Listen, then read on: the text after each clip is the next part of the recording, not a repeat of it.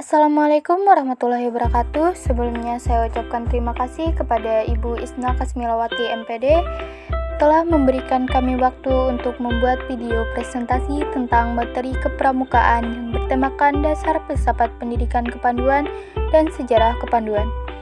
Sebelum itu, saya ingin memperkenalkan anggota kelompok saya. Yang pertama, Aulia Amanda Putri, Nur Istiqamah Buryanto, Niputu Ayu Risna Dewi, Distiani Fitriyanti, Setia BR Ginting, dan Siti Rahmi Jayanti.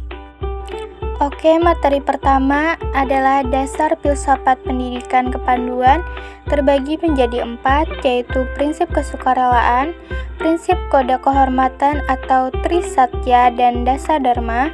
Yang ketiga ada prinsip sistem penyesuaian dengan perkembangan rohani atau jasmani. Keempat ada AD atau ART. Prinsip kesukarelaan. Prinsip kesukarelaan adalah salah satu dari prinsip-prinsip dasar metodik pendidikan kepramukaan menurut ketentuan anggaran dasar dan anggaran rumah tangga gerakan pramuka. Kesukarelaan merupakan sikap-sikap atau perbuatan yang bukan karena paksaan atau tekanan. Sikap pelaku itu dilandaskan pada sifat-sifat. Yang pertama, ketulusan hati. Yang kedua, tanpa pamrih. Yang ketiga, mengutamakan kewajiban daripada hak. Yang keempat, pengabdian. Yang kelima, tanggung jawab. Prinsip kesukarelaan dapat mengembangkan kepemimpinan yang bertanggung jawab pada para anggota gerakan pramuka. Mengapa prinsip kesukarelaan? Yang pertama, karena diterapkannya prinsip kesukarelaan dalam proses pendidikan kepramukaan, karena merupakan prinsip-prinsip dasar metodik pendidikan kepramukaan yang ditetapkan dalam anggaran dasar dan anggaran rumah tangga gerakan pramuka. Anggaran dasar dan anggaran rumah tangga gerakan pramuka adalah landasan hukum organisasi gerakan pramuka. Oleh karena itu, wajib dilaksanakan dan wajib ditaati oleh setiap anggota gerakan pramuka. Yang kedua, bagian A, gerakan pramuka sebagai organisasi pendidikan non-formal menyelenggarakan proses pendidikan dalam bentuk kegiatan untuk mengembangkan pada setiap pramuka rasa percaya diri, rasa berkewajiban, rasa bertanggung jawab, rasa disiplin, kecerdasan, keterampilan, kesehatan jasmani, rohani, sehingga setiap pramuka menjadi anggota masyarakat yang berguna, yang sanggup dan mampu membaktikan diri untuk pembangunan masyarakat. Yang B, supaya proses pendidikan dapat masuk pada setiap peserta didik, maka setiap pramuka perlu mengikuti secara aktif semua acara kegiatan. Partisipasi aktif itu akan terjadi kalau tidak ada paksaan atau tekanan, melainkan karena kesenangan yang kemudian menumbuhkan kerelaan dalam hati mereka. Yang ketiga, bagian A, gerakan pramuka adalah gerakan anak, remaja, atau pemuda yang bergerak dalam proses pendidikan kepramukaan yang berbentuk kegiatan-kegiatan untuk dan dipimpin mereka sendiri di bawah tanggung jawab oleh gerakan proses pendidikan kepramukaan. Itu akan berhasil mencapai sasaran dan tujuan kalau peserta proses pendidikan itu masing-masing merasakan suasana kekeluargaan yang akrab dan tertib dalam organisasi gerakan pramuka, dalam hubungannya satu sama lain yang dapat menimbulkan suasana kekeluargaan yang akrab dan tertib. Yang B, orang dewasa dalam gerakan pramuka bertanggung jawab atas terlaksananya proses pendidikan kepramukaan dalam bentuk kegiatan-kegiatan yang dilaksanakan oleh, untuk, dan dipimpin anak atau remaja pemuda agar kegiatan-kegiatan itu dilaksanakan sesuai dengan prinsip-prinsip dasar metodik pendidikan kepramukaan. Maka orang dewasa harus mampu kegiatan kepramukaan yang mereka rencanakan dan laksanakan. Prinsip kesukarelaan di dalam gerakan pramuka dilaksanakan dengan maksud untuk menjalin terbukanya jiwa para pramuka menerima pengaruh oleh orang dewasa dalam gerakan pramuka. Kode kehormatan pramuka. Kode kehormatan pramuka yang terdiri atas janji yang disebut satya dan ketentuan moral yang disebut dengan dharma merupakan salah satu unsur metode kepramukaan dan alat pelaksanaan prinsip dasar kepramukaan. Kode kehormatan pramuka merupakan kode etik anggota gerakan pramuka, baik dalam kehidupan pribadi maupun bermasyarakat sehari-hari yang diterimanya dengan sukarela serta ditaati demi kehormatan dirinya. Nah, kode kehormatan pramuka bagi anggota gerakan pramuka disesuaikan dengan golongan usia dan perkembangan rohani serta jasmaninya, yaitu diantaranya ada kode kehormatan pramuka siaga yang terdiri dari Dwi Satya dan Dwi Dharma, kode kehormatan pramuka penggalang terdiri atas Trisatya Pramuka Penggalang dan Dasadharma. Kode Kehormatan Pramuka Penegak dan Pramuka Pandega terdiri atas Trisatya Pramuka Penegak dan Pramuka Pandega dan Dasadharma. Kode Kehormatan Anggota Dewasa Gerakan Pramuka yang terdiri atas Trisatya Anggota Dewasa dan Dasadharma. Nah, kode kehormatan pramuka dalam bentuk janji yang disebut dengan satya tadi itu merupakan janji yang diucapkan secara sukarela oleh seorang calon anggota gerakan pramuka setelah memenuhi persyaratan keanggotaannya. Sedangkan kode kehormatan pramuka dalam bentuk ketentuan moral yang disebut dharma merupakan alat proses pendidikan sendiri yang progresif untuk mengembangkan budi pekerti luhur. Upaya memberikan pengalaman praktis yang mendorong peserta didik untuk menentukan, menghayati, memahami sistem nilai yang dimiliki masyarakat di mana ia hidup dan menjadi anggota. Nah, jadi di sini ada 3 hal yang harus kita lakukan. Yang pertama, mengembangkan daya pikir dan daya nalar yang baik dalam upaya membuat gagasan dan menyelesaikan masalah, berhati-hati dalam bertindak, bersikap, dan berbicara. Yang kedua, menolong sesama hidup dan mempersiapkan diri membangun masyarakat. Yang ketiga, menempati dasadharma. Bunyi dari dasadharma pramuka yaitu: yang pertama, takwa kepada Tuhan Yang Maha Esa. 2. Cinta alam dan kasih sayang sesama manusia. 3. Patriot yang sopan dan kesatria. 4. Patuh dan suka bermusyawarah. 5. Rela menolong dan tabah. 6. Rajin, terampil, dan gembira. 7. Hemat, cermat, dan bersahaja. 8. Disiplin, berani, dan setia. 9. Bertanggung jawab dan dapat dipercaya.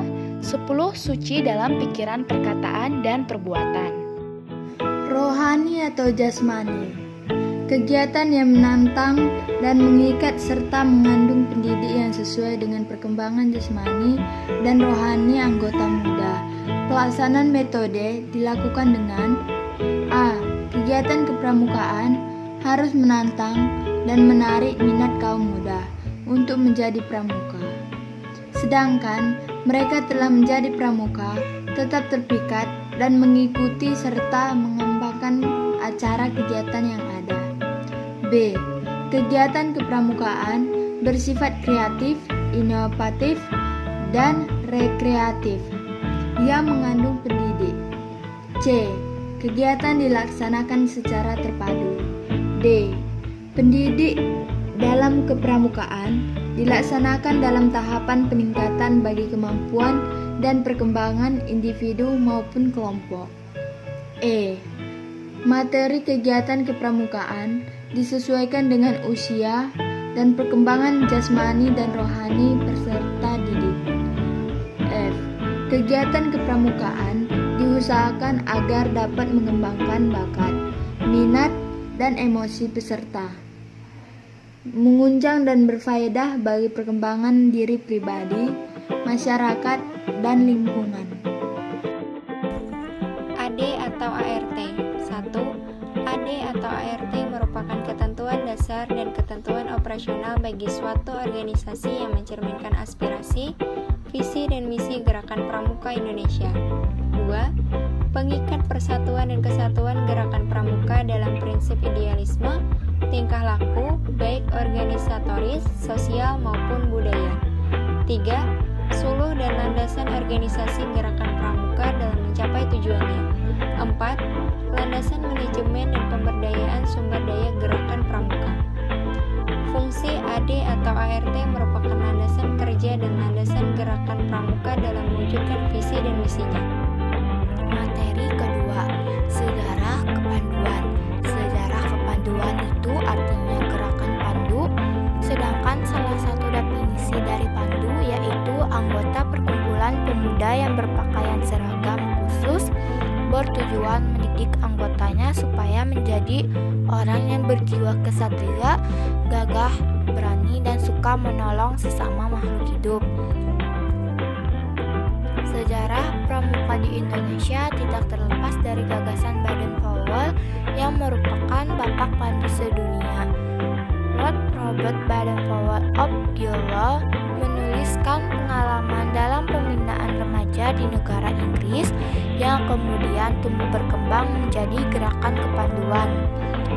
Ide cemerlang Baden-Powell yang ditulis dalam buku Scouting for Boys menyebar ke berbagai negara termasuk ke Netherlands atau Belanda dengan nama Pathfinder.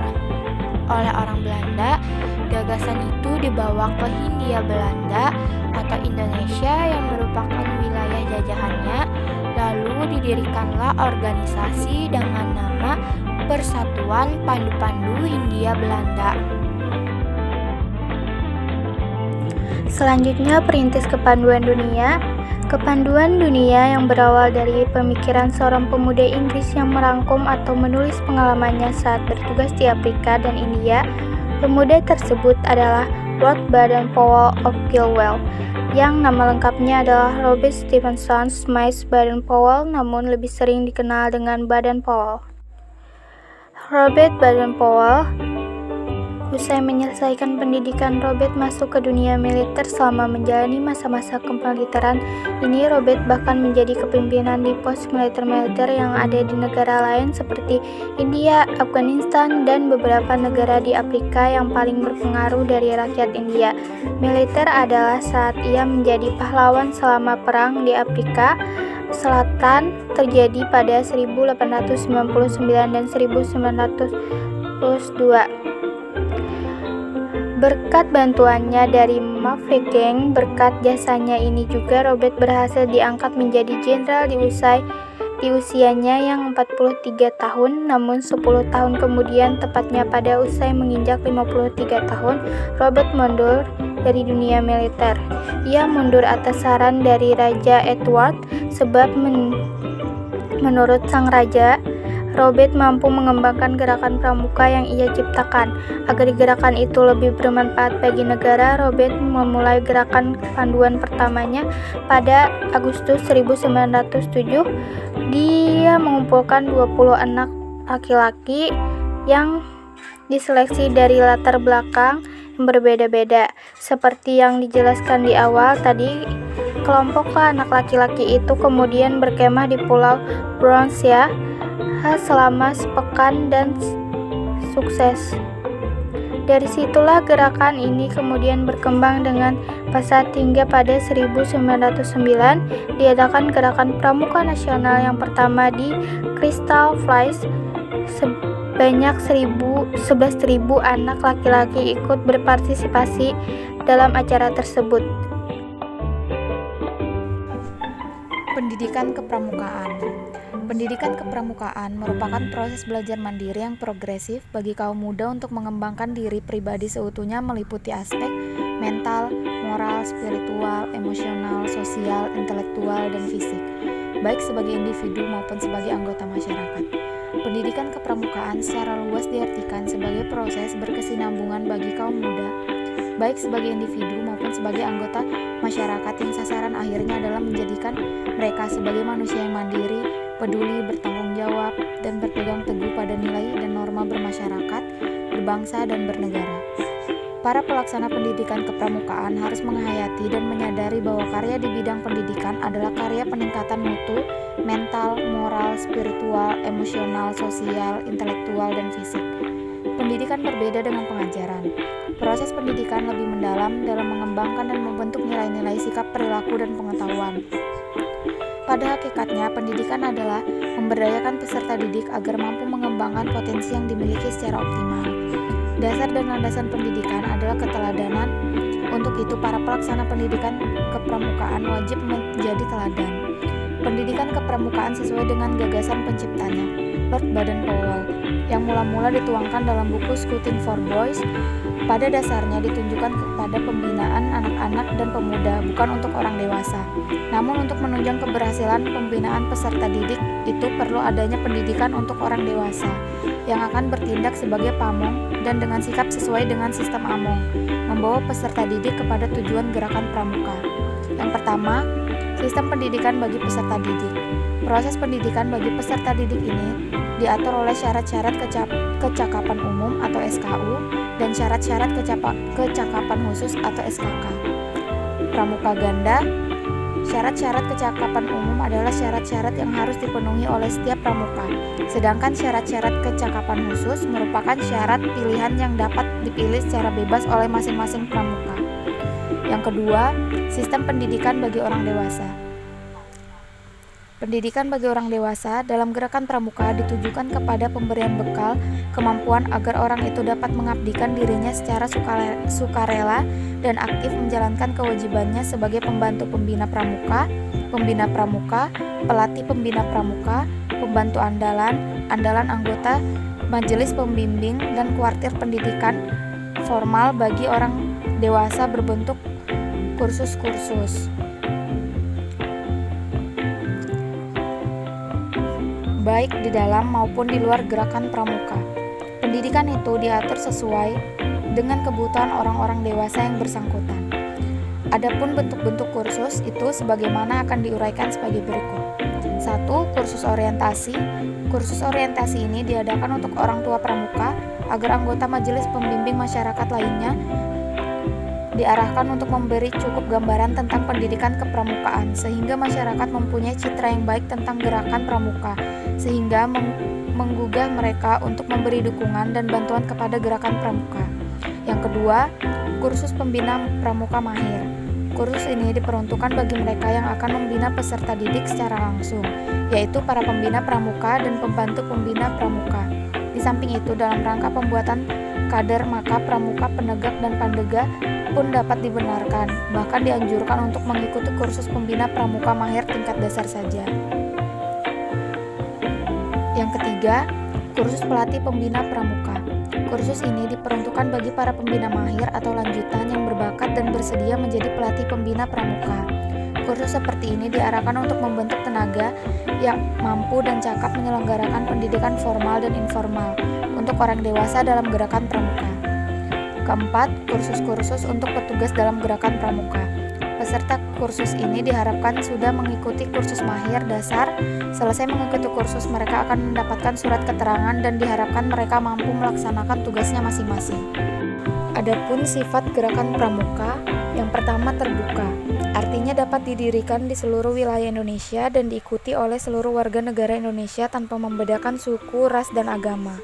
Yang kedua, universal, artinya tidak terlepas dari idealisme, prinsip dasar, dan metode kepramukaan sedunia.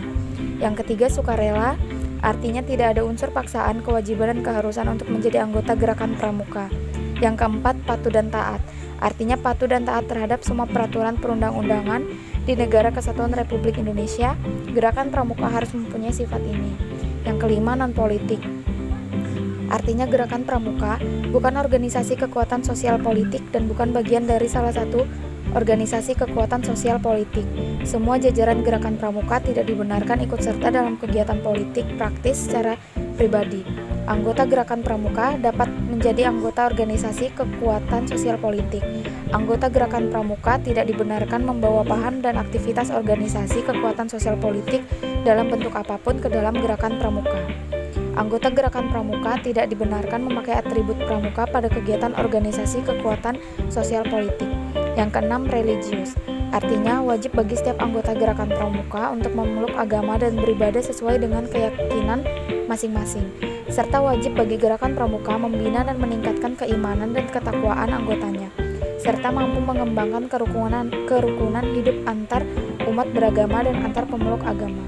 Yang ketujuh, persaudaraan, artinya setiap anggota gerakan pramuka wajib mengembangkan semangat persaudaraan antar sesama pramuka dan sesama umat manusia. Pembinaan watak keterampilan dan akhlak mulia dilakukan melalui kegiatan. Yang pertama, keimanan dan ketakwaan kepada Tuhan Yang Maha Esa. Yang kedua, kesadaran berbangsa dan bernegara. Yang ketiga, pengalaman moral Pancasila. Yang keempat, pemahaman sejarah perjuangan bangsa. Yang kelima, rasa percaya diri. Yang keenam, kepedulian dan tanggung jawab serta disiplin. Pembinaan keterampilan dilakukan melalui kegiatan pelatihan alat indera kecerdasan dan kejuruan sesuai dengan syarat-syarat kecakapan dan kegiatan satuan karya pramuka. Pembinaan kesehatan dilakukan melalui kegiatan kebersihan, olahraga, dan penyuluhan kesehatan serta keindahan dan kelestarian lingkungan hidup kepramukaan. Metode kepramukaan. Yang pertama, metode kepramukaan merupakan cara belajar interaktif progresif. Dapat dilakukan melalui pengamalan kode kehormatan pramuka, belajar sambil melakukan, sistem berkelompok, kegiatan yang menantang dan meningkat, serta mengandung pendidikan yang sesuai dengan perkembangan rohani dan jasmani peserta didik. Yang kedua, metode kepramukaan pada hakikatnya tidak dapat dilepaskan dari prinsip dasar. Yang ketiga, setiap unsur dalam melakukan metode kepramukaan merupakan subsistem tersendiri yang memiliki fungsi pendidikan spesifik yang secara bersama-sama dan keseluruhan saling memperkuat dan menunjang tercapainya tujuan pendidikan kepramukaan. Kepanduan nasional di Indonesia. Nah, pasti beberapa di antara kalian ada yang bertanya-tanya kapan sih gerakan kepanduan hadir di Indonesia? Nah, jadi keberadaan kepanduan di Indonesia itu hadir pada saat dalam jajahan Belanda yang tidak lepas dari gagasan Baden Powell yang menyebar ke seluruh dunia, termasuk di Indonesia saat ini. Jadi, untuk kepanduan nasional di Indonesia itu dibagi menjadi 3. Yang pertama ada kepanduan pada zaman penjajahan Belanda, kedua ada kepanduan pada zaman penjajahan Jepang, dan yang terakhir yaitu kepanduan pada awal kemerdekaan. Nah, di sini saya akan membahas tentang gerakan kepanduan pada zaman penjajahan Belanda. Nah, gerakan kepanduan ini diadaptasi di negara Belanda dengan nama Pathfinder pada masa penjajahan Belanda dan mendirikan Pathfinder di Indonesia sebagai cabang yang ada di Belanda pada tahun 1914. Beberapa perkumpulan kepanduan Belanda yang didirikan di Indonesia bergabung dalam NIPV atau Nederland Indisch Pathfinder Vereniging, yang artinya Persatuan Pandu-Pandu Belanda, namun organisasi ini hanya dikuasai bagi para anak Belanda, atau ini dikhususkan bagi para anak Belanda.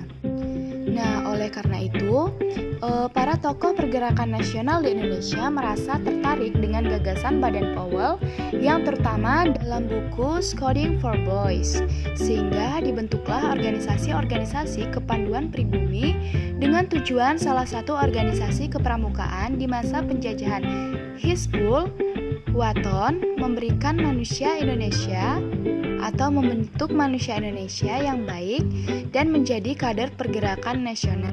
Terdapat ratusan organisasi kepanduan di bumi, antara lain yaitu JPO yang menjadi organisasi kepanduan nasional yang pertama didirikan pada tahun 1916 atas inisiatif SP Mangkunegara 7 di Solo. Nah, di sini saya akan menyebutkan beberapa saja. Kepanduan nasional menjadi underbaw organisasi politik dan kemahasiswaan dan kemasyarakatan. Yang pertama ada Hizbul Waton yang didirikan oleh Muhammadiyah pada tahun 1918 yang dipimpin oleh Jumairi. Yang kedua ada Wira Tamtam yang dibentuk oleh Syarikat Islam pada tahun 1920. Yang ketiga ada Nationale Pathfinder didirikan oleh Budi Utomo pada tahun 1921 yang dipimpin oleh Dalsan Adiwarsito. Yang keempat yaitu ada Jong Java Pathfinder atau JJP yang didirikan oleh Jong Java pada tahun 1921. Mungkin itu saja yang saya sebutkan. Untuk selebihnya teman-teman bisa share di Google. Nah, melihat begitu banyaknya perkumpulan kepramukaan yang dibentuk oleh pribumi, akhirnya Belanda melarang organisasi kepramukaan di luar milik Belanda ini menggunakan istilah Pathfinder. Namun, hal tersebut membuat salah satu tokoh pergerakan nasional, yaitu KH Agus Salim, berpikir mencari nama untuk mengganti nama Pathfinder. Akhirnya ia mengusung nama Pandu dan Kepanduan. Nah, pada saat itu, keinginan para pemuda untuk melebur atau melakukan fungsi berbagai perkumpulan pemuda yang tadinya ke daerah menjadi bersifat nasional yang juga berdampak pada proses penggabungan kepanduan panitia fusi. Perkumpulan pemuda telah disetujui oleh Jong Java dan Pemuda Indonesia. Panitia tersebut merencanakan untuk mendirikan perkumpulan baru dengan nama Indonesia Muda yang tidak mengadakan bagi kepanduan. Zaman penjajahan Jepang. Pada zaman penjajahan Jepang, partai dan organisasi rakyat Indonesia, termasuk gerakan kepaduan, dilarang berdiri. Namun, upaya penyelenggaraan Perkindo tetap dilakukan. Bukan hanya itu, semangat kepaduan tetap menyala di dada para anggota sehingga pada tanggal 6 Februari 1943, berbagai perkumpulan kepaduan yang telah dibubarkan berhasil mengadakan Perkindo 11 di Jakarta. Kemudian awal kemerdekaan.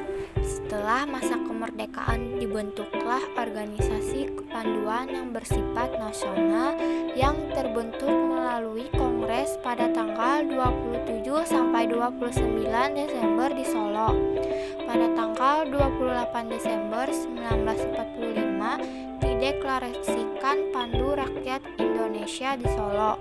Pandu Rakyat Indonesia menjadi satu-satunya organisasi kepramukaan di Indonesia yang ditetapkan dengan keputusan Menteri Pendidikan, Pengajaran, dan Kebudayaan nomor 93 bagian A tanggal 1 Februari 1947. Sejarah berdirinya Gerakan Pramuka. Setelah kemerdekaan lahirlah kepanduan yang bersifat nasional yaitu Pandu Rakyat Indonesia pada tanggal 28 Desember 1945. Dalam perjalanan sejarah organisasi kepanduan yang jumlahnya ratusan dibagi menjadi beberapa federasi. Menyadari adanya kelemahan dari beberapa federasi tersebut, maka dibentuklah Perkindo, Persatuan Kepanduan Indonesia. Namun itu juga terkendala karena kurangnya kekompakan antara anggota yang tergabung di dalamnya. Akhirnya pada tahun 1960 pemerintah dan MPRS berupaya membenahi organisasi kepramukaan di Indonesia. Sebagai tindak lanjut dari upaya tersebut, maka pada tanggal 9 Maret 1961, Presiden Soekarno mengumpulkan tokoh-tokoh dari Gerakan Kepramukaan Indonesia. Pada saat itu Presiden mengatakan bahwa organisasi kepanduan yang ada harus diperbaharui aktivitas pendidikannya. Haruslah diganti dan seluruh organisasi kepanduan yang ada dilebur menjadi satu dengan nama Pramuka. Kemudian dalam kesempatan ini juga Presiden membentuk panitia pembentukan Gerakan Pramuka yang terdiri dari Sultan Hamengkubuwono XI, Profesor Prijono, Dr. A. Aziz Saleh, serta Ahmadi. Peristiwa ini kemudian dikenal dengan Hari Tunas Gerakan Pramuka.